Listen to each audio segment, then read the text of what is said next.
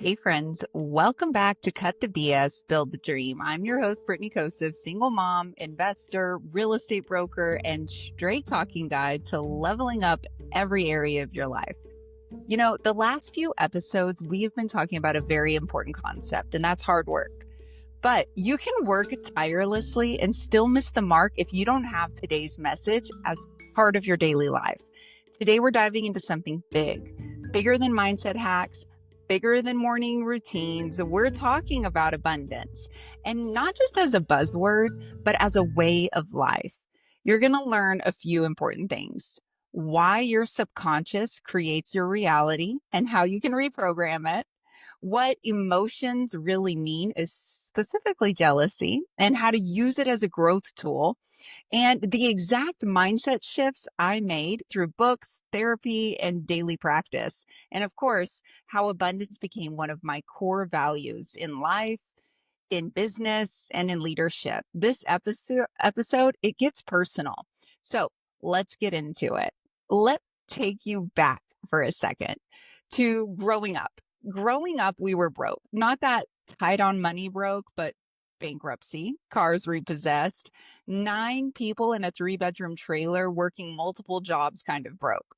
We had this old beat up sedan. It makes me laugh. And when we'd go places, the 9 of us, the back of the car would drag on the ground and sparks would fly. It was pretty comical to look at. And although my parents worked hard and they loved us, I grew up hearing these messages, not directly, but through the environment and surroundings. And they were, money doesn't grow on trees. We can't afford that, Brittney. You have to work really hard just to get by. And so I learned early there's never enough time, never enough money. Life is a competition, it's not collaboration. Taking risks is dangerous. And worst of all, you're not worthy of more. And I carried those beliefs into adulthood, into my relationships, into my business.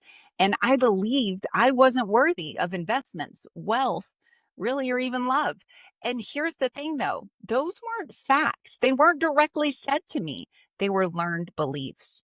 And the beautiful thing about learned beliefs, you can unlearn them. And it took a lot of unpacking to get me there. And today I want to share with you some of the things that I did. One of the first breakthroughs for me came when I picked up the book, You Are a Badass by Jen Sincero. I was in a very shaky marriage at the time, and I was really trying to contemplate what life would look like in the future. That book changed the way I looked at everything, specifically abundance. I learned that abundance isn't reserved for a chosen few. It's available to anyone who chooses to believe in it and work for it. The next big step, I hired a therapist, an incredible one. We processed old trauma, we rewired thinking, and he didn't just help me cope, he truly helped me evolve. And, here's the coolest part. That therapist, his name is James Henson, he grew alongside me. Today, he's actually my business coach and he's helping others walk through transformation too. In fact, you can hear his wisdom on his podcast. It's called Walking Through Open Doors. I really recommend that you check it out. Now, here's what I want you to know. Abundance didn't just become something I believed in. It became one of my core values. It drives how I parent, how I lead, how I show up in relationships, how I run my company, all of it. Because I believe with every fiber of my being that a rising tide lifts all boats. And I want everyone around me to feel and experience abundance. My sisters, 2 of them who now work with me, they tease me often, hopefully lovingly, because I don't shut up about it. Abundance, manifestation, having a vision for your life, energy. They're like, oh, here she goes again. My son, Owen, will even say, oh, mom's going to tell us to meditate anytime he's upset about something, because I will go again. I want this for every single person in my life, every single agent on my team. If you put in the work and you align your mind, you're going to create success, period. And by the way, stay tuned next week or the following for an upcoming episode on core values. I'm going to teach you how to define them, live by them, and build your life around what matters most. Okay, with that being said, let's get back to abundance. Now, here's where most people go wrong when they try to change their life. They try to outthink their subconscious, but your subconscious, it doesn't speak logic. It speaks emotion. It speaks repetition and belief. Think of it like autopilot on a plane. You might consciously say, I want abundance.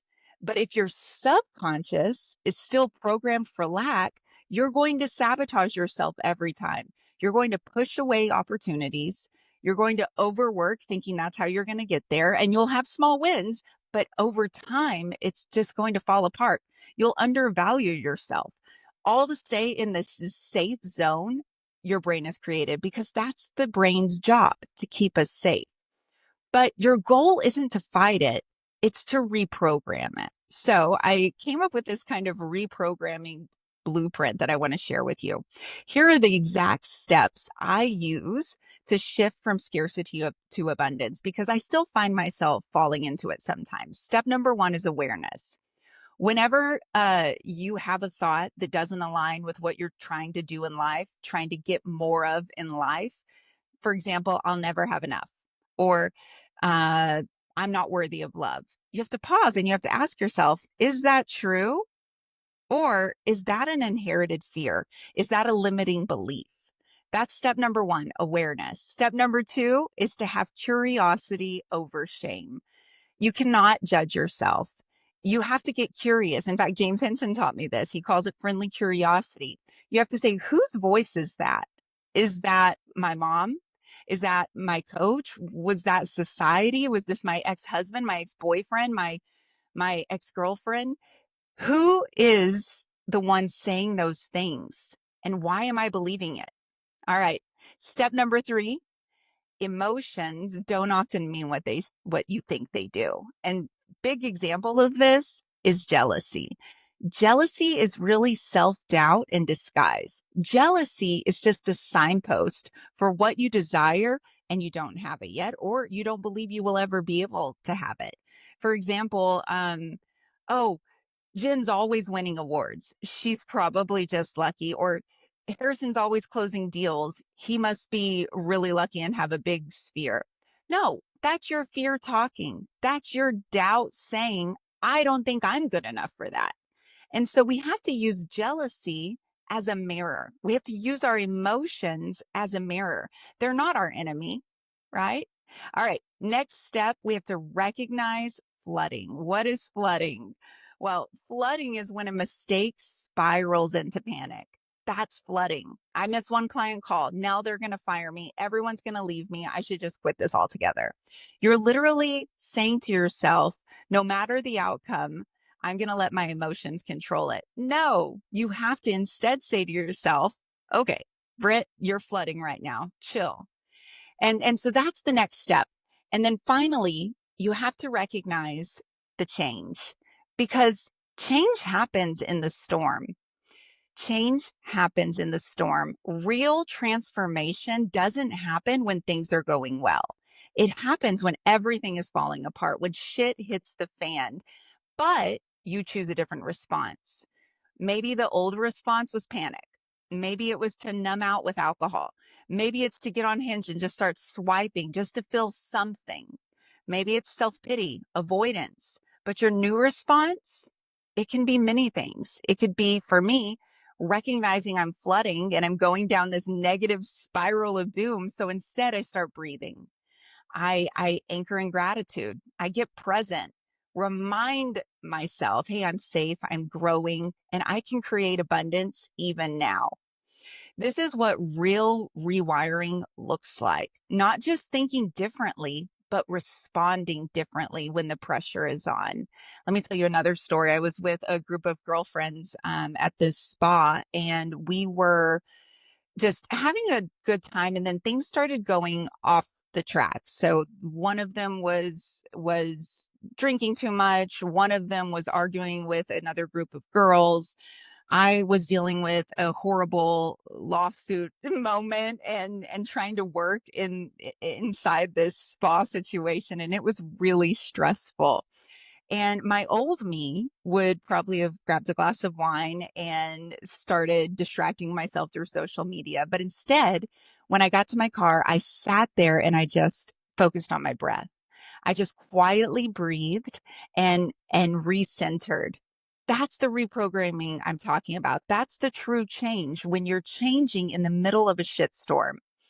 So, one of my favorite ways to reset when I'm stressed is this amazing meditation. It's very powerful. It's by Bob Proctor, who's kind of the king of law of attraction and abundance. And in this meditation that's like 20 minutes, you can find it on YouTube, he guides you to visualize your desired outcome. You know, that picture of you in the future that has the things that you say you want right now. It's the you're dressed in the clothes that you would be wearing. You're standing in the office or the home or wherever it is, but you're that future you, that highest self. Whatever it is that is around you is what you've dreamed of, the money in your bank account, all of the things. And he says something in this podcast or in that meditation that I will never forget. He says, if you can hold it in your head, you can hold it in your hand.